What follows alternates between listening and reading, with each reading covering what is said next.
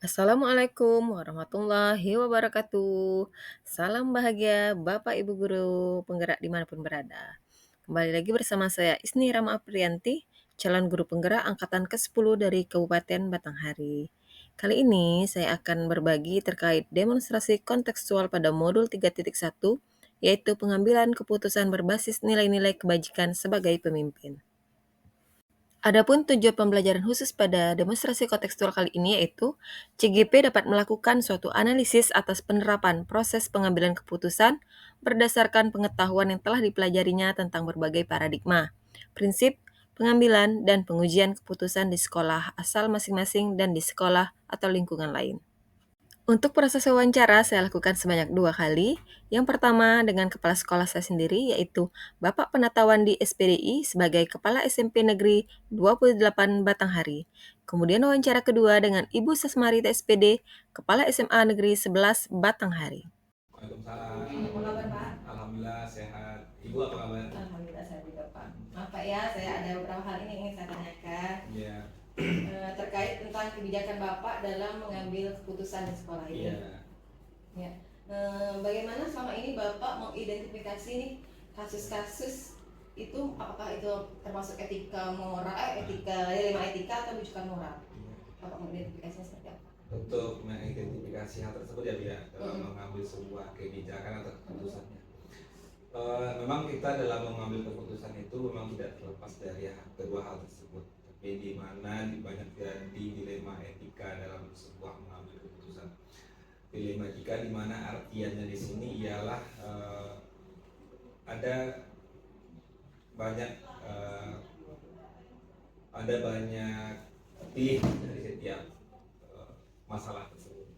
Jadi untuk melihat itu secara detail, secara komprehensif, secara menyeluruh itu ya kita mengambil dulu data-data yang benar, yang valid. Kita lihat dulu seperti apa sih masalah yang sebenarnya terjadi, sehingga dalam mengambil keputusan itu kita benar-benar mengambil keputusan yang tidak merugikan siapa-siapa, dan juga tujuannya ialah untuk memajukan satu pendidikan di mana kita harus berorientasi kepada peserta didik dan nilai-nilai kebajikan yang ada gitu.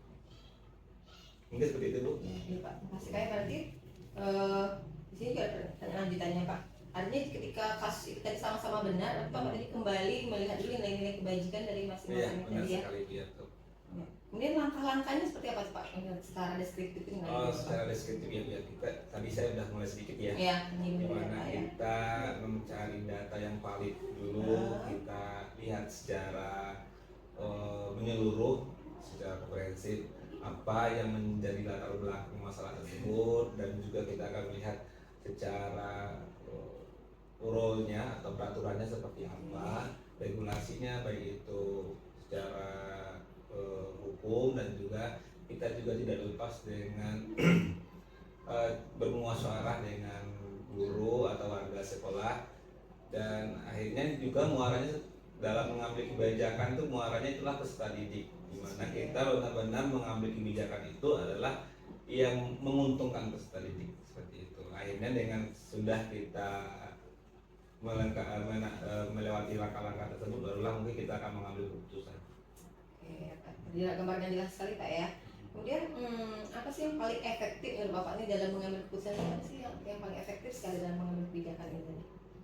Yang paling efektif ya selama saya jadi kepala sekolah di sini ya, yang paling efektif itu ialah yang komunikasi efektif ya, komunikasi di mana kita dengan warga sekolah, dengan komite juga mengambil kebijakan itu kita harus selalu berkolaborasi, terus berkomunikasi, bermuasyarah, berdiskusi, sehingga semua pandangan-pandangan yang ada itu kita ambil nilai-nilai kebajikannya yang lebih banyak, dan mana yang memang benar-benar sebagai kebutuhan peserta didik seperti itu. Mungkin bisa ambil salah satu contoh nih Pak. Apa kira-kira? Contoh apa nih yang terbaru nih Bapak, mungkin terkait dengan siswa lah. Terkait dengan siswa ya, dilema etikanya ya. Sebenarnya banyak terjadi seperti kemarin ini, di mana kita sekarang ini adalah jam efektif belajar kan, di mana sekarang kita juga ada peringatan 17 Agustus, di mana siswa itu juga harus mengikuti kegiatan 17 Agustusan seperti drum band, terus karnaval dan juga gerak jalan. Dimana kondisi cuaca sekarang itu juga ekstrim, dimana sangat panas, sungai juga mengering. Nah dengan keadaan tersebut anak-anak kita banyak yang sakit kan. Nah, di sini kita sungguh dilema. Di satu sisi kita ingin anak kita terus belajar efektif, dan di satu sisi juga kita harus mengikuti kegiatan yang luar biasa banyak tersebut. Nah, untuk mengambil kebijakan itu butuh butuh apa ya? Butuh banyak masukan-masukan juga dari guru-guru yang lain dan juga pertimbangan-pertimbangan mana anak-anak itu supaya dapat berjalan antara belajar dan juga kegiatan. Jadi kita mengambil keputusannya itu anak-anak dapat belajar keterampilan di pagi hari, yaitu baris berbaris dan drum band, dan juga anak-anak juga dapat belajar setelah itu dengan baik, walaupun itu dapat mengurangi jam pelajaran anak sih sebenarnya, tapi semua kegiatan dapat berjalan dengan baik. Nah, kita kembali lagi ke Bapak tadi, Pak ya, tadi ada komunikasi dari Bapak, komunikasi dengan guru, dengan pelatih, tadi ya, kolaborasi. Ya. Ada tantangan nggak Pak selama ini Pak dalam dilema ketika ini? Tantangan itu pasti ya. Kita di sini itu memiliki pengalaman dan pandangan yang berbeda-beda ya. Yeah. Tentu ada baik, ada buruknya, ada yang memandang ini salah, ada yang memandang ini benar. Nah, hal itu yang menjadi tantangan. Bagaimana kita bisa menjelaskan kepada guru-guru, menjelaskan kepada warga sekolah, menjelaskan kepada anak-anak, menjelaskan kepada orang tua anak bahwa yang kita ambil ini adalah kebijakan yang sudah kita ukur dengan baik, kita validasi dengan baik, kita musyawarahkan dengan baik, sehingga keputusan inilah yang mungkin yang terbaik yang akan kita ambil. Kemudian ini kan ada nih kasus dilema etika. Apakah Bapak ketika itu kasus tadi ada langsung Bapak diselesaikan atau Bapak perlu waktu tertentu dalam penyelesaiannya? Rentang ya, ya. Rentang itu mungkin tergantung dari situasi kasusnya ya. Kalau untuk kasus-kasus tertentu yang harus cepat, mungkin ya langsung ya kita ngambil putusannya. Tapi ada memang kasus-kasus itu yang tidak harus saat itu mengambil putusannya itu. Memang kita harus musyawarah, kita harus komunikasi lagi, kita validasi lagi permasalahannya agar apa yang kita keputusan yang kita ambil itu tidak jauh dari nilai-nilai kebajikan dan juga kebutuhan setelah ini. Tapi kalau mungkin bisa efektif dan efisien mungkin lebih. Iya, betul sekali. Tadi daya yang membuat efektif tadi sudah Pak. Terus ada nggak mungkin pihak-pihak yang membantu Bapak dalam faktor kayak bisa mempercepat penyelesaian kasus etika tadi? Ya, saya selalu komunikasi dengan guru-guru seni, guru-guru senior juga, terus saya juga berkomunikasi dengan sekolah-sekolah yang lain tentang terkait kebijakan-kebijakan yang bagus, terus pengambilan kebijakan yang baik dan benar seperti apa, dan juga saya juga sudah berkomunikasi dengan komite terutama ya dan kepala desa di sini bahwa mereka punya pengalaman yang sudah banyak dalam menentukan sebuah keputusan. Jadi pengalaman mereka itulah saya jadikan sebagai pengetahuan bagi saya, sehingga saat saya mengambil keputusan itu juga sudah baik dan benar. Tapi dari semua ini Pak ya, kurang lebih mungkin Bapak masih minim mungkin ya pengalaman karena baru. Tapi mungkin sudah ada nih pembelajaran yang Bapak dapat selama ini Bapak mengambil keputusan. Pembelajaran apa kira-kira yang Bapak peroleh? Ya banyak ya pembelajarannya. Tadi itu pembelajaran yang paling inti itu ya kita harus melihat suatu masalah itu dari berbagai sudut pandang ya. Kita tidak bisa berdiri pada pandangan kita sendiri. Jadi kita itu harus membuka diri untuk menerima semua masukan, menerima semua kritikan. Nah, dari itulah kita bisa melihat seutuhnya tadi apa sih yang sebenarnya yang terjadi. Nah, dengan begitu kita akan mendapatkan kebijakan-kebijakan yang benar-benar efektif dan benar-benar cocok untuk sebuah masalah kita. Jadi itu mungkin ya pengalaman yang saya dapatkan. Jadi menambah wawasan juga sih sebenarnya Bu. Kalau kita mau menerima dari berbagai sudut pandang itu menambah wawasan dan juga membuka sebuah masalah itu menjadi valid pada posisinya benar-benar tidak ada egois di situ, tidak ada apa ya, otoriter mungkin di sana. Memang pure kita ingin menyelesaikan masalah. Bisa bukan empati ya, Ah. kita menempatkan diri kita di posisi itu seperti Ya, apa gitu, benar, bisa benar, bisa benar. bukti ya. Jadi empati itu penting sekali saya rasa. Terima kasih Pak, saya mendapat banyak gambaran dari wawancara kita kali ini. Semoga nanti bisa juga saya mempelajarinya dari Ya. yang tadi. Terima kasih banyak Pak. Sama-sama, Ya, Bu. Assalamualaikum. Assalamualaikum Bu. Waalaikumsalam warahmatullahi wabarakatuh. Selamat siang. Apa kabar nih Bu? Siang ini. Alhamdulillah sehat. Alhamdulillah. Siang hari ini tetap semangat Ah, ya. bagus sekali. Oke Bu, menggali sebentar Bu ya. Ada beberapa hal nih yang saya ingin tanyakan. Nah, yang pertama itu tentu sebagai seorang pimpinan nih, Ibu akan menghadapi berbagai dilema nih nanti dalam pengambilan keputusan. Nah, bagaimana cara Ibu menyikapi terhadap kasus-kasus itu? Apakah ini termasuk dilema etika atau mungkin bujukan moral? Bagaimana cara Ibu mengidentifikasinya tadi? Ya, ini mungkin kita selaku kepala sekolah kan memang banyak yang kita temui. Pertama mungkin terhadap peserta didik, terhadap guru, terhadap pegawai tata usaha dan petugas lainnya. Itu pasti yang sulit itu kita di sini dihadapkan dengan siswa yang tidak masuk atau yang rentang untuk sekolah. Nah, di segi satu sisi kita pengen ya melihat anak kita ini sukses, ya kalau bisa dapat ijazah sampai tamat SMA. Kemudian di sisi lain mereka tidak punya semangat untuk sekolah. Kemudian kadang masuk, kadang tidak. Ya. Nah itu jelas kita harus panggil orang tua. Kita harus panggil orang tua. Kita bicarakan apa sebenarnya permasalahan anak ini. Kalau misalnya masalah katakanlah ekonomi, nah ekonomi di mana terbentur, kita bisa bantu. Nah, kalau misalnya di segi pakaian, nah kita usahakan, atau komite misalnya ya, kalaupun ada atau tidak sumbangannya kita bisa tiadakan. Nah terus kalau yang misalnya masalah yang ini itu terakhir nilai, itu kan dia tidak masuk, kemudian malah sekolah.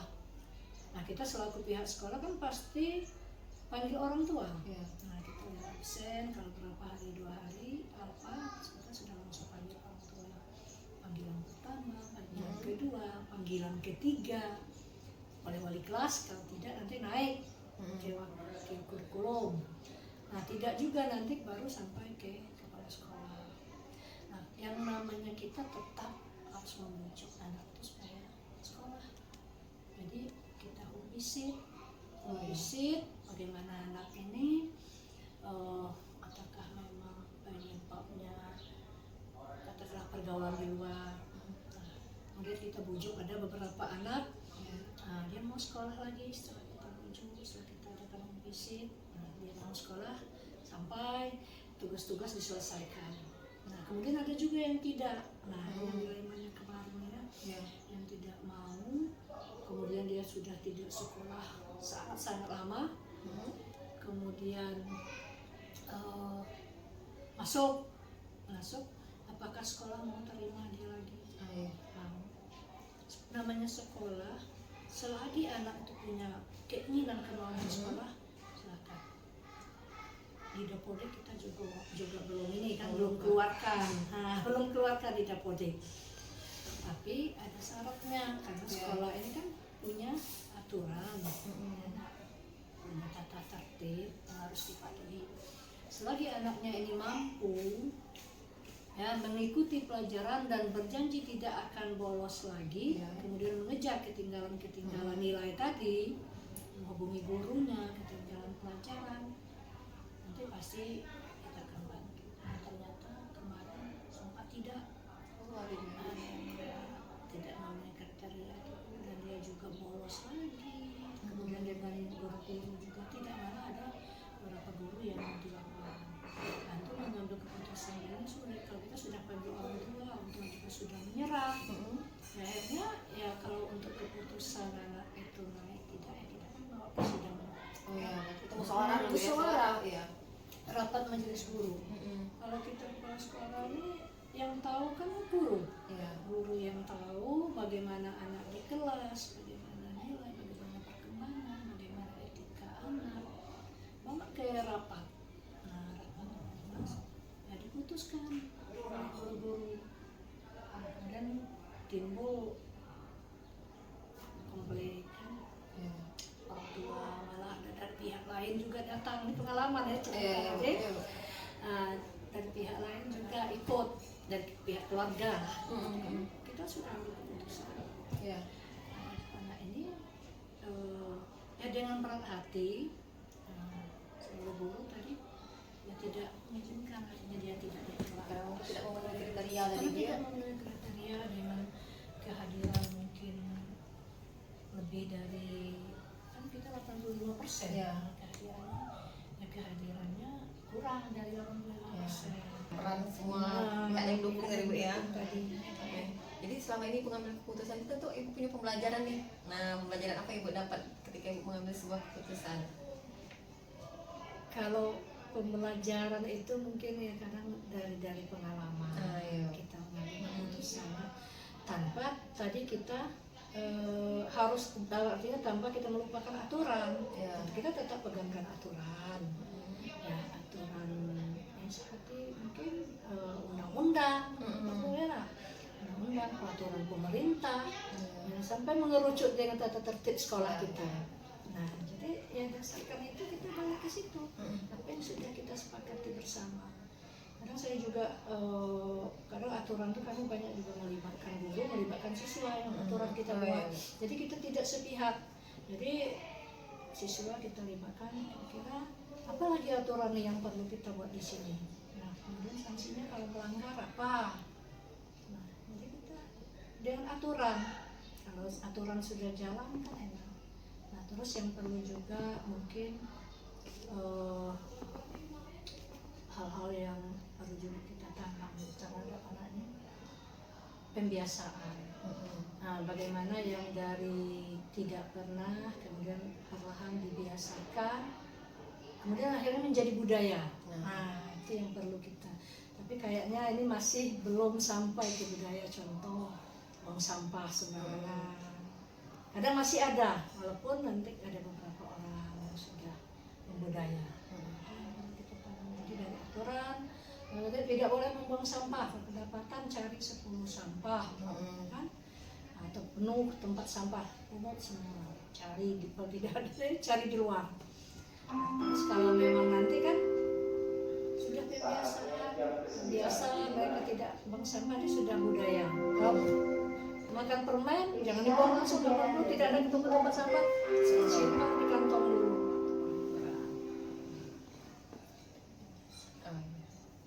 Berarti kita berpegang dengan aturan dan kita membuat itu menjadi sebuah kebiasaan. Iya.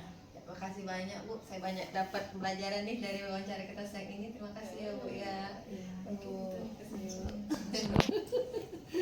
Berikut adalah analisis praktik pengambilan keputusan dari 2 orang kepala sekolah yang telah saya wawancarai tadi.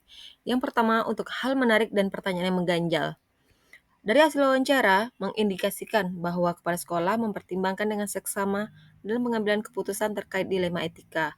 Satu hal yang menarik adalah penekanan pada partisipasi tim dan komunikasi yang transparan dalam proses pengambilan keputusan. Namun, terdapat pertanyaan mengganggu mengenai cara mereka secara sistematis menilai keputusan yang diambil, terutama dalam kondisi yang rumit dan membutuhkan analisis yang mendalam. Jika dibandingkan dengan konsep 4 paradigma, 3 prinsip, dan 9 langkah pengambilan keputusan, terlihat bahwa meskipun mereka mengimplementasikan keterlibatan dan keadilan, belum ada analisis yang mendalam mengenai penerapan semua langkah pengujian secara sistematis. Ini mengindikasikan bahwa masih ada peluang untuk memperbaiki penerapan kerangka teori secara lebih terstruktur dalam proses pengambilan keputusan etis. Yang kedua, persamaan dan perbedaan dari 2 wawancara tadi yaitu, berdasarkan hasil wawancara, terdapat kesamaan di antara para pemimpin dalam cara mereka melibatkan tim dan menerapkan komunikasi yang terbuka. Namun, terdapat perbedaan dalam pendekatan mereka menghadapi tanggapan dan penerapan prosedur. Contohnya, seorang pemimpin bisa lebih mengutamakan mediasi dan bantuan dari luar, sementara pemimpin lainnya lebih memperhatikan prosedur internal dan penyelesaian yang cepat. Aspek yang mencolok adalah cara setiap pemimpin menghadapi tekanan dan tantangan yang beragam. yang menunjukkan gaya kepemimpinan serta pengalaman individu mereka. Selanjutnya, rencana dan pengukuran aktivitas. Di masa depan, untuk mengatasi dilema etika, para pemimpin perlu memperbaiki proses pengambilan keputusan mereka dengan memanfaatkan 4 paradigma, 3 prinsip, dan 9 langkah pengambilan keputusan. Selain itu, mereka juga harus melibatkan lebih banyak pihak dalam diskusi serta menciptakan sistem yang lebih transparan untuk menangani masalah-masalah tersebut.